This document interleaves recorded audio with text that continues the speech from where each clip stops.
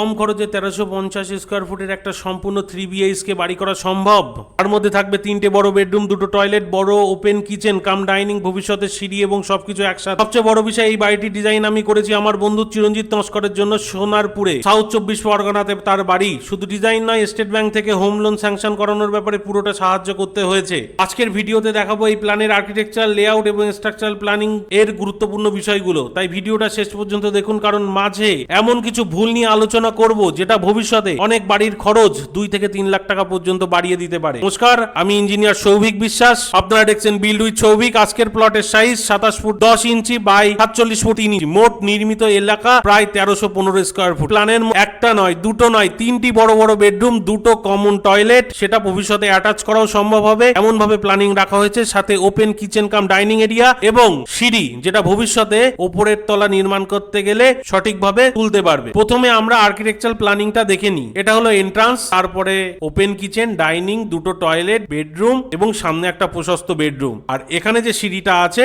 উপরের তলায় ভাড়া নিতে চাইলে আলাদা অ্যাক্সেস তৈরি করা সম্ভব হবে, সেই হিসাবে ডিজাইনটা রেডি করা হয়েছে। এইবার এই বেডরুম গুলোর সাইজ কি আছে সেগুলো আমরা দেখে নিই। যেরকম বলেছিলাম, উপরে 2টো বেডরুম, সামনে 2টো টয়লেট এবং open kitchen cum dining room, এই এরিয়াটা ব্যবহার হবে এবং সামনেও একটা বড় বেডরুম। এবার বেডরুম গুলোর সাইজ গুলো দেখে নিই। 13 foot 4 inch by 14 foot bedroom আছে, এটাও সেম। টয়লেটের সাইজ আছে 8 ফুট 7 ইঞ্চি বাই 5 ফুট, এই টয়লেটটাও same size. Open kitchen cum dining এরিয়ার সাইজ রাখা হয়েছে 27 ফুট বাই 12 ফুট 2 ইঞ্চি। সামনে একটা বেডরুম আছে, এই বেডরুমটার সাইজটা 13 ফুট 8 ইঞ্চি বাই 13 ফুট 11 ইঞ্চি। এই 3টে বেডরুমই প্রায় সমান সাইজের, ফলে পরিবারের সদস্যের মধ্যে স্পেস নিয়ে সমস্যা হবে না। আর মাঝখানে রয়েছে open kitchen cum dining zone. বর্তমানে ওপেন কিচেন কনসেপ্ট অনেকটা জনপ্রিয়, কারণ বেশি আলো আসে, হাওয়া চলাচল ভালো হয়, ঘর বড় দেখায়। এখানে 2টি টয়লেট এমন ভাবে রাখা হয়েছে যাতে প্লাম্বিং লাইন ছোট হয়, এর ফলে ভবিষ্যতে মেইনটেনেন্স কষ্ট কমে যায়। অনেকের এই বিষয়টা খেয়াল করেন না, কিন্তু একজন সিভিল ইঞ্জিনিয়ার হিসাবে আমি সবসময় প্লাম্বিং রুটকে ছোট রাখার চেষ্টা করি। এবার আসি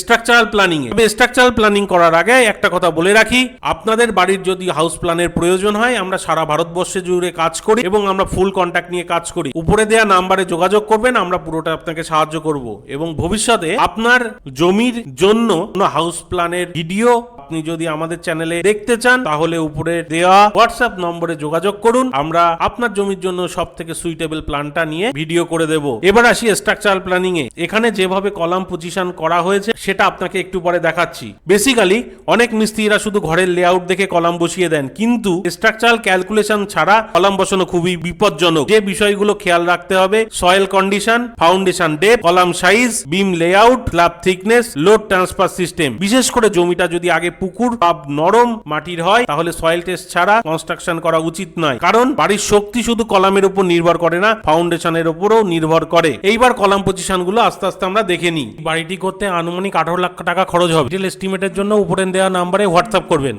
এখানে আপনারা কলাম পজিশন লক্ষ্য করলে দেখবেন লোড সমানভাবে ডিস্ট্রিবিউশন করা হয়েছে, যাতে ভবিষ্যতে কোনো রকম সমস্যা না হয়। এই প্ল্যানটার সফট কপি পেতে চাইলে উপরে দেওয়া হোয়াটসঅ্যাপ নম্বরে যোগাযোগ করবেন, আমরা সফট কপি আপনাকে প্রোভাইড করব। আর একটা গুরুত্বপূর্ণ বিষয়, ফিউচার ফ্লোর করার পরিকল্পনা থাকলে গ্রাউন্ড ফ্লোর থেকেই কিন্তু সেই অনুযায়ী স্ট্রাকচারাল ডিজাইন করতে হবে, নইলে পরে অনেক বেশি খরচ হয়ে যায়। আর এখানে একটা কথা বলে রাখি, এই ভিডিওটি 2 ভাগে ভাগ করা হয়েছে। আজকের পার্ট 1 এ আর্কিটেকচারাল এবং স্ট্রাকচারাল প্ল্যানিং দেখালাম, পার্ট 2 তে দেখাবো door layout, window layout, furniture layout, air ventilation planning, কিভাবে ঘর কম গরম থাকবে, নেচার ক্রস ভেন্টিলেশন সিস্টেম। অবশ্যই চ্যানেলটি সাবস্ক্রাইব করে রাখুন। আর এই ধরনের লো বাজেট এবং প্র্যাকটিক্যাল হাউস প্ল্যান ভালো লাগে তাহলে ভিডিওটি লাইক করুন। কোন এলাকার জন্য আপনি আপনার প্ল্যান চান সেটা কমেন্ট করুন, আমি চেষ্টা করব সেই প্ল্যান নিয়ে ভিডিও আনতে। ধন্যবাদ। পরের ভিডিওতে দেখা হবে।